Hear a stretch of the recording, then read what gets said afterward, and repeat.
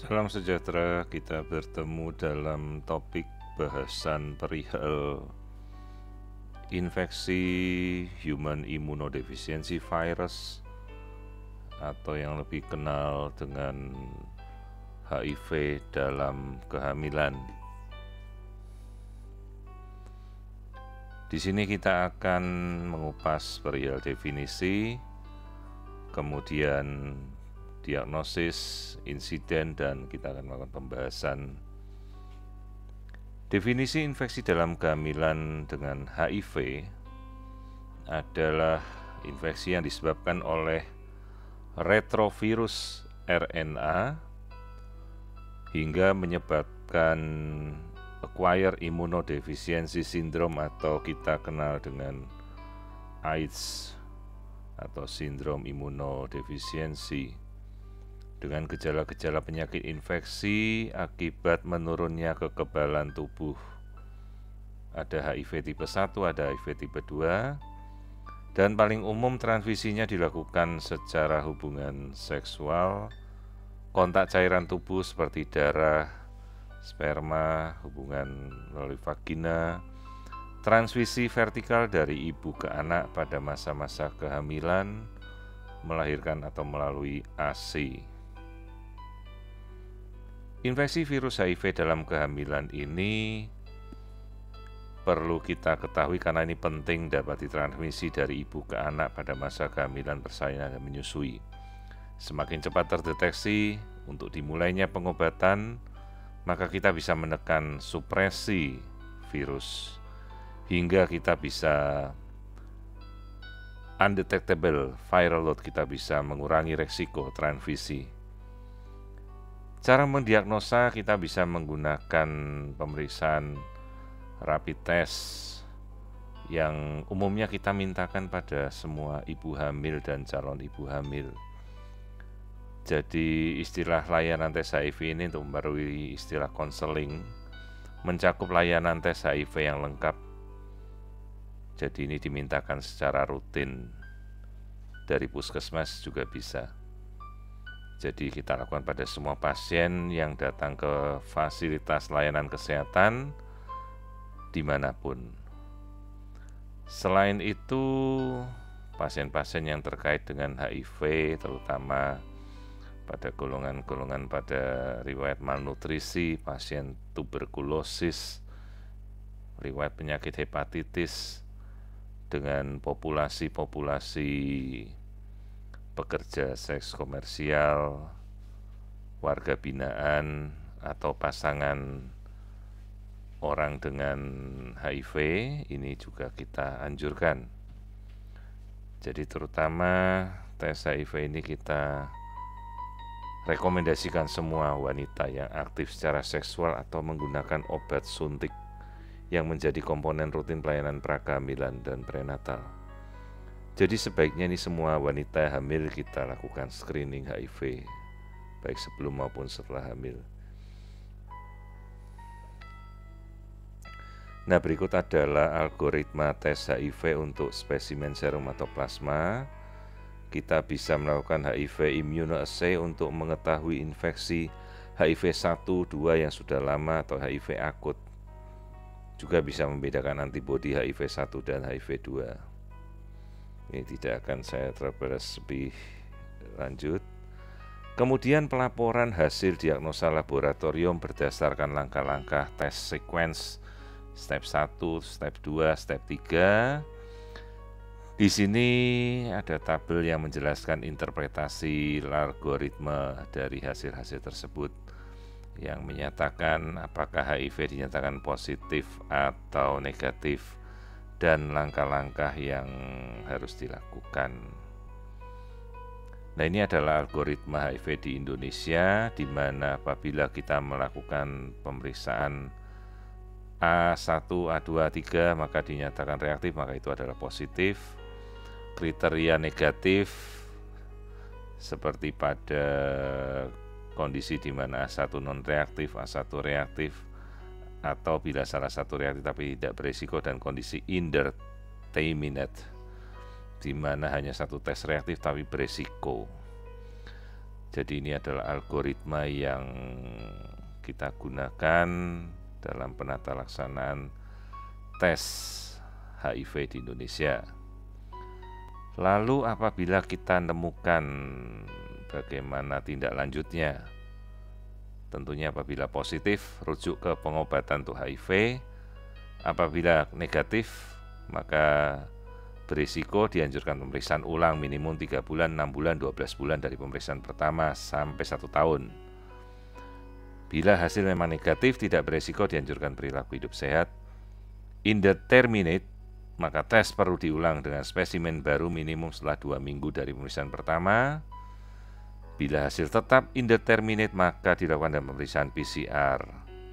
Apabila tidak mungkin melakukan PCR, maka dilakukan rapid test diulang 3, 6 bulan, dan 12 bulan dari pemeriksaan pertama. Syarat rapid test, maka reaksi pemeriksaan pertama, kedua, dan ketiga ini harus meningkat. Angka sensitivitasnya harus lebih dari 90%, spesifitas harus meningkat lebih dari 98%.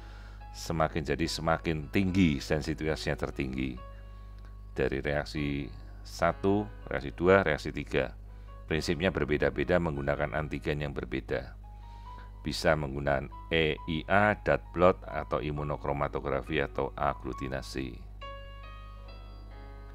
Insiden HIV pada ibu hamil di Indonesia ini menunjukkan kecenderungan yang relatif tidak berubah dari tahun ke tahun. Jadi ini melibatkan screening massal sekitar 43.000 hamil di Indonesia, jadi sekitar 3% angkanya. Faktor resiko penularan dari ibu ke bayi. Faktor ibu tergantung kadar viral load dalam darah, kadar CD4, status gizi dalam kehamilan, penyakit infeksi selama kehamilan, masalah payudara selama menyusui. Faktor bayi, prematuritas, berat lahir rendah, lama menyusu bila tanpa pengobatan, adanya luka pada mulut bayi jika bayi menyusu. Faktor obstetrik, jenis persalinan, lama persalinan, ketuban pecah dini, tindakan-tindakan selama persalinan, episiotomi, ekstraksi vakum atau forceps itu juga mengandung faktor resiko penularan HIV.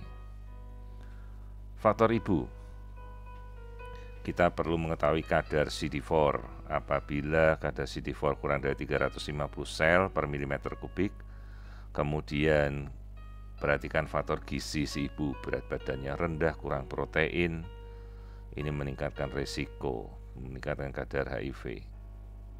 Penyakit infeksi selama kehamilan bisa meningkatkan kadar HIV pada darah.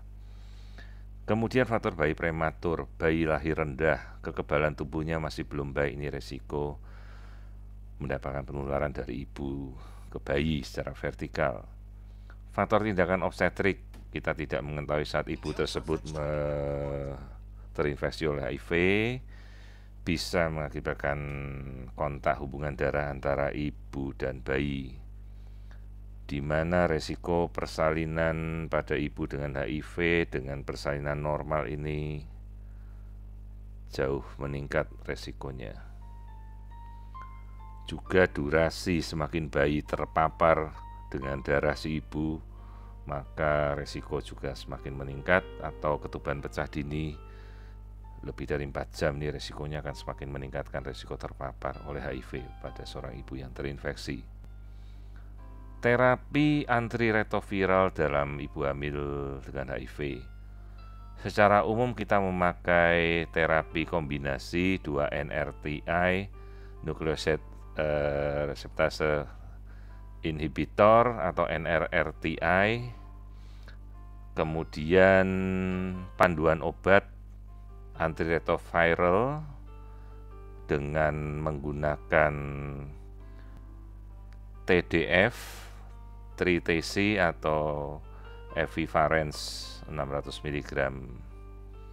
Untuk ibu dengan status HIV yang diketahui sebelum kehamilan dan sudah mendapatkan ARV, maka harus diteruskan dengan panduan obat yang sama seperti sebelum hamil. Pada ibu hamil dengan status HIV diketahui, maka sebagian segera diberikan ARV tanpa melihat umur kehamilan berapapun nilai CD4-nya dan stadium klinisnya. Untuk ibu hamil yang baru status HIV-nya diketahui saat persalinan, harus segera langsung diberikan antiretroviral dengan panduan obat yang sama dengan panduan ibu hamil HIV lainnya. Nah, ini ada tabel pemberian obat antiretroviral pada ibu hamil. Kita bisa memberikan rekomendasi bersama, ini biasanya dokter penyakit dalam, internis, tiopiravir, tritisi, evivarenz, zidovudin. Ini ada alternatifnya, tidak akan saya bahas satu persatu. Prinsipnya syarat pemberian ARV kita harus siap ada terapinya, disiplin pemberian aktif dan rajin dalam mengkonsumsi obat karena pemberiannya ini cukup lama. Efek samping obat dan kontraindikasi. Zidovudin bisa menyebabkan anemia, mual, sakit kepala, mialgia, insomnia. Kontraindikasi apabila hemoglobin kurang dari 7, neutropenia, disfungsi hati dan ginjal, nevipiravir jika ada kondisi menyebabkan hepatotoksik atau ruam kulit, kemudian tiopiravir nefrotoksik sifatnya mengganggu ginjal. Syarat melahirkan bayi dengan ibu terpapar HIV. Pervaginam keuntungannya mudah, di mana saja bisa dilakukan, masa pemulihan cepat, biaya rendah. Kerugiannya, resiko penularan ke bayi tinggi, tapi resiko akan berkurang apabila ibu sudah minum antiretroviral minimal sekitar lebih dari 6 bulan atau viral load-nya kurang dari 1000 kopi per milimeter kubik pada minggu 36 aterem. Metode persalinan seksio cesaria elektif, resiko penularannya kita bisa pangkas lebih kecil, hingga 50-60% terencana pada minggu ke-38. Kerugian lama perawatan lebih panjang, sarana fasilitas yang harus mendukung sesuai, komplikasi pasca operasi lebih tinggi, resiko anestesi lebih mahal. Nah, ini adalah mekanisme transmisi dari maternal ke fetus atau ke janin paling tinggi selama fase persalinan. Dan risiko keseluruhan 20-50%. Jadi penularan HIV ini cukup banyak dari ibu ke anak secara vertikal. Namun melalui upaya pencegahan bisa kita kurangi kurang dari 2%. Jadi mulai dari saat persalinan, menyusui, dan kehamilan ini bayi bisa menelan melalui ingesti ke saluran pencernaan, ini bisa turun ke bayi infeksi tersebut. Apakah ibu dengan HIV boleh menyusukan bayi? Sementara kita tahu ASI merupakan sumber penularan dan sumber nutrisi ke bayi.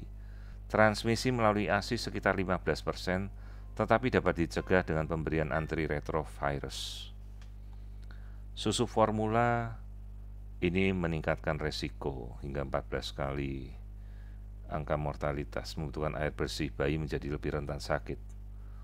ASI bisa dipanaskan, kita rendam botol berisi ASI di air mendidih dengan supaya virus ini bisa mati. Tapi HIV sebenarnya tidak dapat mati, hanya menurunkan kadar vitamin B2 dan B6. Ibu perlu melakukan cek kadar virus setiap bulan selama diberikan ARV sejak trimester 2. Kemudian alternatif pilihan jika tidak diberikan ASI, maka diberikan makanan pengganti ASI alternatif yang baik dan menggunakan cangkir. Jika diberikan ASI, berikan ASI EXO selama 3-4 bulan. Jangan menyusui apabila ada lecet pada puting susu ibu. Jangan mencampur ASI dengan susu formula karena bisa menyebabkan luka pada dinding usus. Resiko penularan bisa naik 10 kali lipat. Demikian yang bisa saya ulas perihal infeksi HIV dan tata laksana terapi dalam kehamilan. Terima kasih.